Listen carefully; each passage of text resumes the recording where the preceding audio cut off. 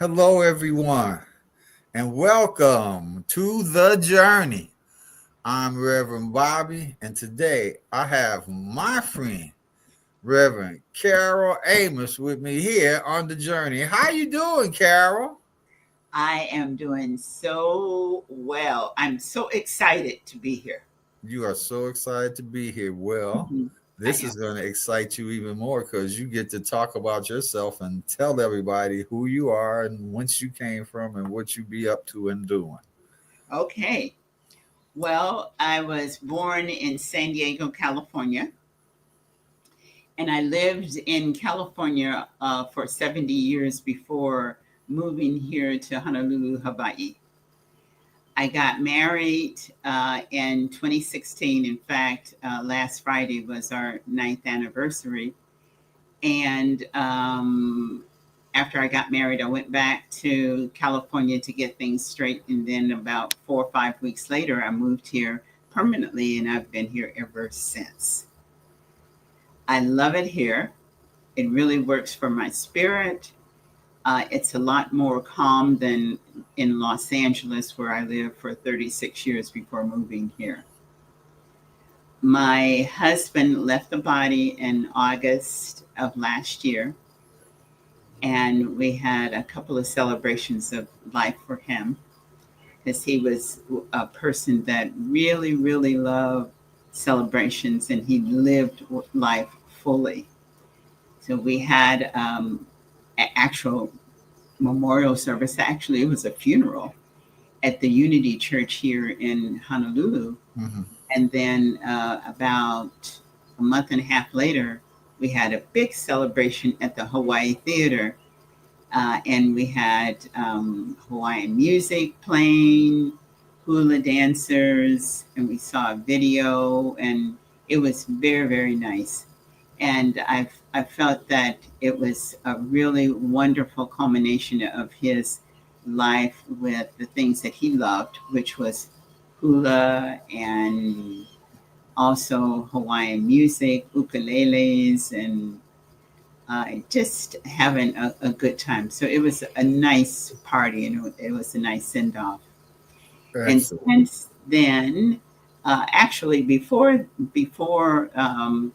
the last celebration, which was in October, then I woke up with an epiphany or some insight that I wanted to continue his legacy. And what came to me was Wally Amos Literacy Foundation. So, Because your husband was Wally Amos, famous Amos, Once Upon a Lifetime, yeah, Uncle Wally, and all those things he was to the all of whole world, right? it. Yes. Okay, continue on. So, and one of his loves, well, cookies was his first love, I think. And then literacy was his second love. And And I you were think stuck in there in oh, between. is So, it? yeah. I was going to get to I that. think I You're might have so been, modest, girl. I might have been second or third, in place of his loves. We had an incredible relationship. Yeah. Yeah, it was good. I had not been married since 1970. And so for 46 years, I wasn't married. And then when I met him, I just knew right away that I wanted to be in a relationship with him, but I didn't know that I wanted to necessarily be married to him. But after we started talking, then 3 or 4 days later, he asked me to marry him. So I said, yeah, I'll do that. So So so how was the shift after 46 of kicking up your heels? When I would come out and pick you up in LA, you'd be like, we gotta listen to that because I'll be playing my gangster rap. And I said, this is the only place I listen to it. You'd be going, "Arr," and all those wonderful things when I would see you. How did that shift work for you? I wanted to be with him, and I knew that he was the perfect person for me. And so the shift was fairly easy because I just knew that he was the one. I knew it innately that he was the one. And I would tell him, I said, I've been waiting for you all of my life. He would say, really? And I said, yeah. I said, I didn't know it was going to be you. Yeah. But when you came into my life, I knew it was you. I remember when you told me that, and some people would say the woo woo, like with me and Denise when she walked in the room, just the energy. And I ain't even turn around and look at her, and myself tells myself, "They're your wife." Yeah. And then on top of it, got a lot of sharing in her. Oh my God, help me, Jesus! But people think it's woo woo, but that stuff is like it's real. Bomb real, isn't it? Yeah, it's absolutely real. I met, and I'll give you some backstory. Bobby knows the story, but I'll give everybody the I'll backstory. Pretend like I'm just silly. Okay. I'm not to pretend too hard. You know that, but don't tell on me. Okay. No. So I met Wally January 22nd, 2016. That was almost like a birthday present. It was, because I came here to Hawaii for my birthday to hang out with Jack Bomar. And I wanted to go to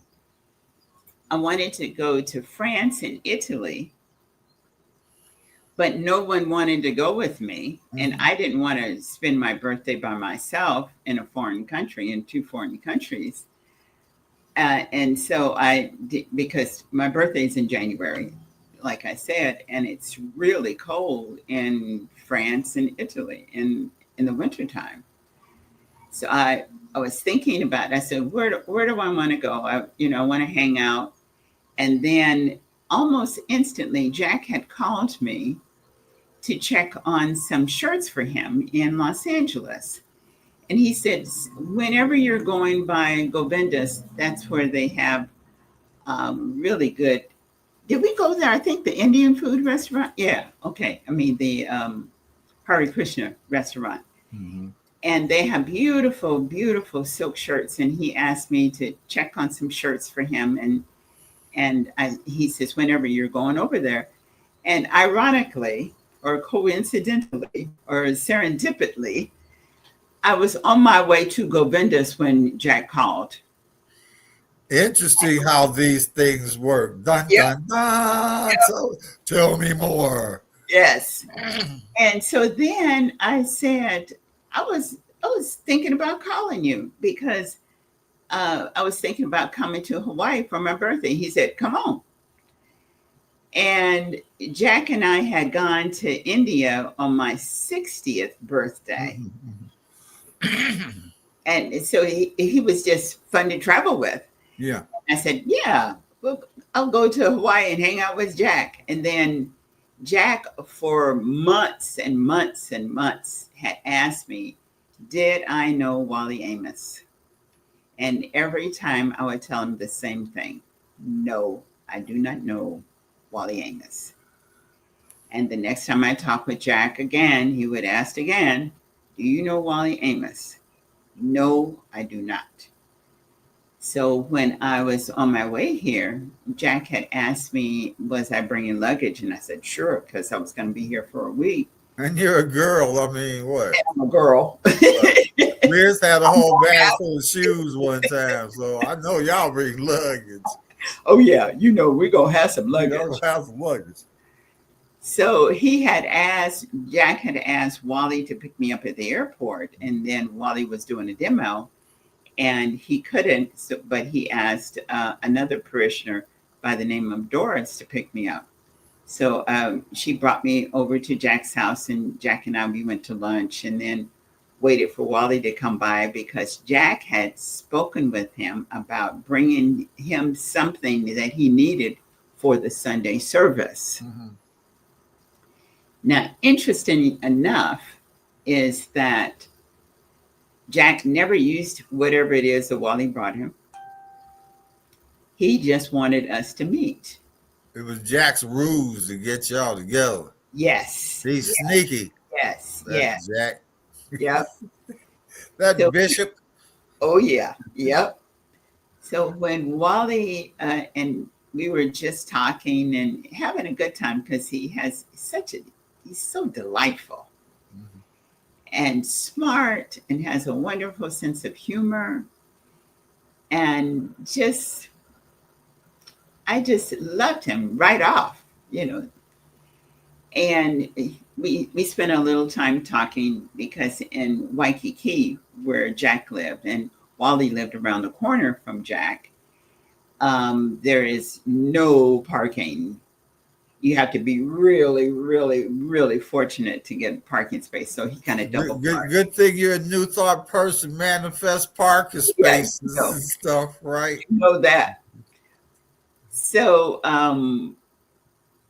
Wally left, and then Jack and I got on the elevator, and he said, "Would you move to Hawaii?" And I said, "Yeah, I would move here. I like it here."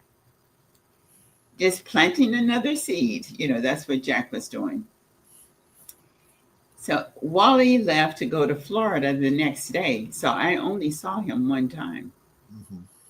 maybe for 45 minutes or an hour at the most. And then when I got back to Los Angeles, I said to Jack, I said, well, I wouldn't mind Wally calling me.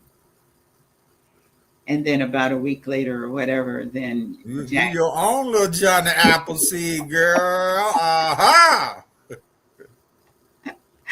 So Jack called me. He says, well, Wally said that you can call him. So I called him, and it was a very nice conversation the first time. And then I called him on the 13th of February. So I says, I'm calling so that I can be the first person to wish you happy Valentine's Day because I'm going to be in front of the line. And he said, oh, he was kind of. Typical Wally, huh? He's such a So, rascal. He's yep. such a rascal. Go ahead. Well, maybe that's not going to work. So the next day I went to work because at the time I was selling oil paintings and frames, and I was working at the Rose Bowl. There's a I huge. remember I met you on the highway one time. Yes, you That's did. when you gave me two pieces of wisdom I'll never forget. Go ahead. On the highway behind paintings, Lord. Yep. So I worked, and I had to be at that time. I had to be at. I didn't have to, but I always chose to be at the bowl at around 5 o'clock in the morning, Mm-hmm. so that as soon as it opened, then we can go and set up and have it looking really pretty. So when it actually opened for the early comers, Right. then they could buy. We were already set up. Set up, yeah. So I did that. And so after the Rose Bowl, I was just totally exhausted. So I think I went by and got some food and took it home and ate, and I just passed out. So later on that evening, Jack called and he said, did you answer the phone? And I said, nobody called. Mm-hmm. He said, well, Wally called you. And I said, he didn't call me, because I'm thinking that he was still not all that interested from the conversation from the night before. And then he left a message. Wally did left a message and said that he had been thinking about me all day. And then he started singing, "You're always on my mind." I said, Ooh, baby, bye. baby, baby. I had a girl once you sang to him. That's it. Woo, woo. That was it. You hear me? So that was on a Sunday, and Thursday, Wally asked me to marry him, and I said yes. But in the meantime, he said, when can you come back to Hawaii? And this time you can't stay with Jack. And I said, I can come back. And I had started planning to come back Right. the Sunday and the Thursday when he asked me to marry him. And so I told him that I was coming back, I think the following week after that or something. And so I said, well, you want to get married while I'm there? He said, yeah. So we got married when I was here to hang out with Wally. And we got married on the 28th of February. And then I stayed here for several days after that, after we got married. And then I went back to Los Angeles to get all my business together, and then came back in April. April 15th is when I actually came back to live on the island, and I've lived here ever since.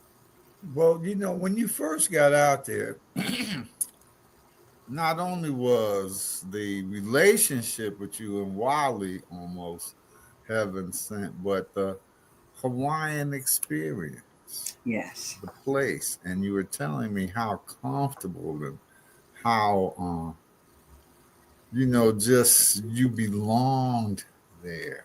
Mm-hmm. How has that played along this time that you have been there, with Wally and since he's been gone? This feels like being here feels like it was made for me to be here. Mm-hmm. And this is a true paradise for you. The way you share with me sometime, and that little stinky rooster be hollering on your wall, making me mad. Go ahead. I just thought about that little rascal. We got a lot of them. They just walk around and, they got the little chicks behind them and whatever, But the thing that I love, I live in a building that has 66 units. There are 6 units on each floor. It's 11 floors. And it's family. Mm-hmm. We look after each other. Mm-hmm. When something goes awry, then we're on it. Mm-hmm. And I know that the energy comes from the manager because he is so incredible. He shows up, and he shows up for everyone evenly. And that is a blessing. He showed up for me when Wally left the body. And the paramedics had been here, and the fire department. Here in Hawaii, the firemen usually get to the scene faster than the ambulance. And they come in and they're ready to start working. They bring in their bag with all of the things to press on the heart and all of that. They're ready. They're experienced. And then the paramedics come. And then they'll give them usually the vitals and all of this. So they had started working on Wally before the paramedics came.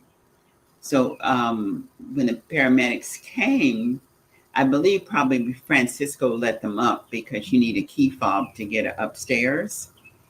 And then after Wally was pronounced, his shell had left the body, then Francisco asked me, did I know where I wanted to take Wally, have Wally's body taken to? And I was just so oblivious to everything. And fortunately or unfortunately enough, Francisco had just buried his cousin 2 weeks before. So he had called all of the cemeteries all over the island, and he was able to advise me because I was in shock, really. Yeah. I knew from the day before that his body was shutting down. And I said that there's 4 or 5 nurses in the building. Yes. So one of the nurses, she's an ER nurse, I said, Tanya, I think Wally's body is shutting down. And she says, Auntie, what's going on? And I said, well, he's not pooping and he's not shishiing. But it doesn't seem like he has the energy to expel.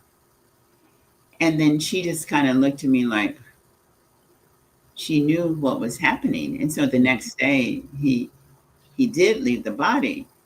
But Francisco had all of the information ready for me. Mhm. He called the mortuary, he called the transporter, he did everything. But and he's probably in the exception, but maybe not. But I am where I need to be because he really looked after me. And I called my friend Peggy, and I looked up, and there was Peggy at the door coming in to see about Uncle. Here on the island, people normally will call us uncle and aunts, and Respectfully. yeah. Yes. Now, even though you knew it was kind of he was shutting down, it's still difficult, isn't it? Oh, yes. Because it's so final. Yeah. And I remember you walking through it, but you did a good job. You did a good job. I don't know about I don't know about that. Well, you never were outside the realm of Carol. So and Carol sometimes is just here, and this is why everyone was lined up, ready. Yeah, yeah. Not only through their own willingness, but through spirit Yep, on behalf yep, of absolutely. you and Wally, and I know it was very special to you. And but what does the kind of full circle of you, your life, things you desired being fulfilled? How do you feel about that? How does that shift your view on life? Mm. I want to be of service, and I want Wally's legacy to be a living legacy. Mhm. And with the nonprofit Wally Amos Literacy Foundation, my intention is to get a bookmobile, and it's going to be called Wally Wally Bookmobile. And at first, the thought was to go to schools, different schools after school, Mhm. and have the students get into the bookmobile and select their books. And then my therapist, she's a licensed clinical social worker. She sees me once a week, and I'm so happy. I love her. When she was a little girl, they had a bookmobile or the same kind of thing going on.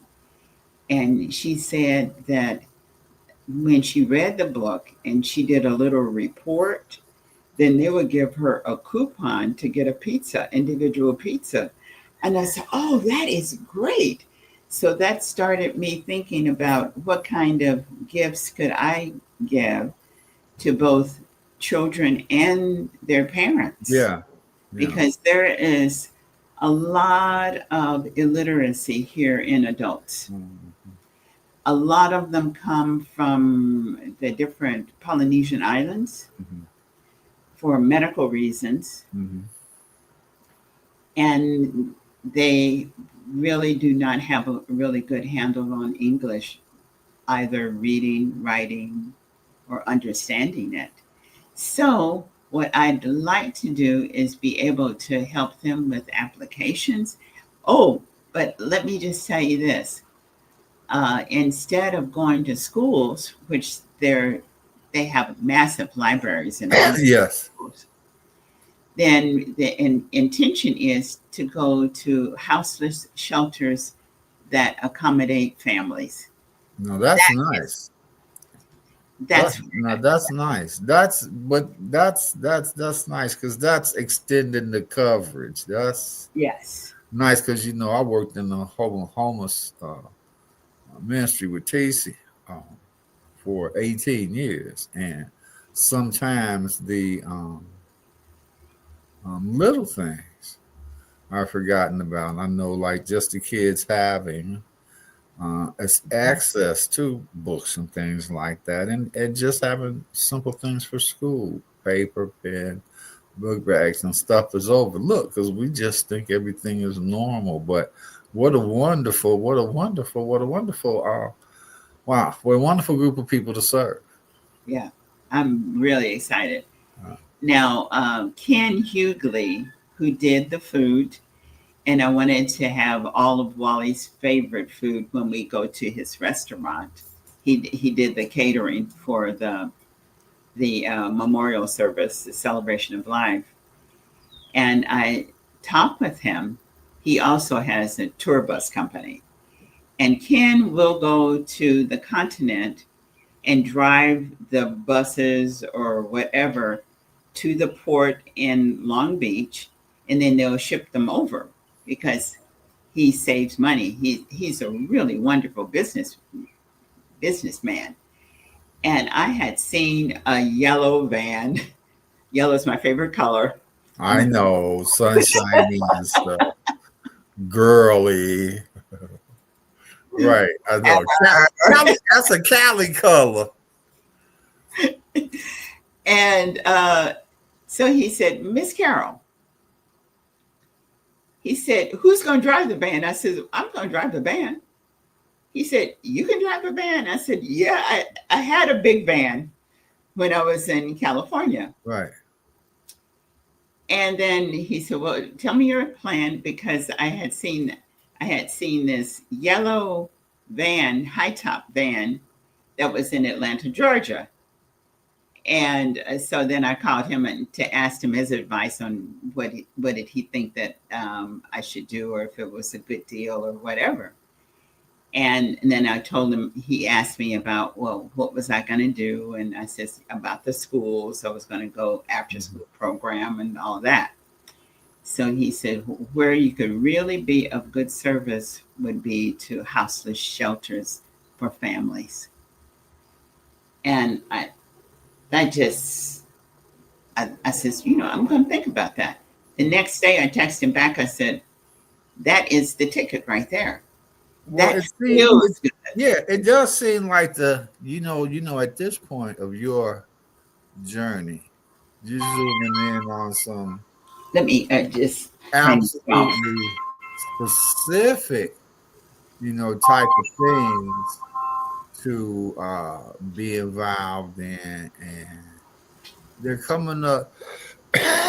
They're coming up quite perfect for you in this dispensation. So as we wind down this journey of today, and people remember, I got more things to say. And people remember to subscribe to Gospel of Robert on the YouTube channel, so you can get notifications for when the journey comes on. I know you got more, and we're going to do more.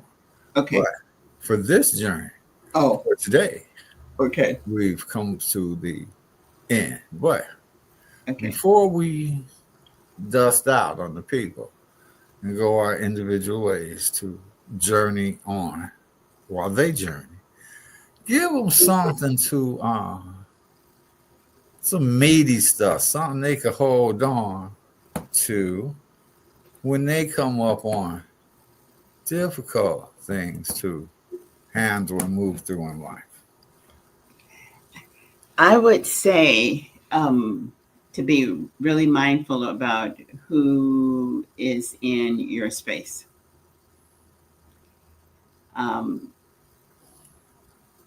If things are difficult, that's when you really understand and know who's in your corner, who's actually going to show up for you. And the term ride or die. Yeah, it really is.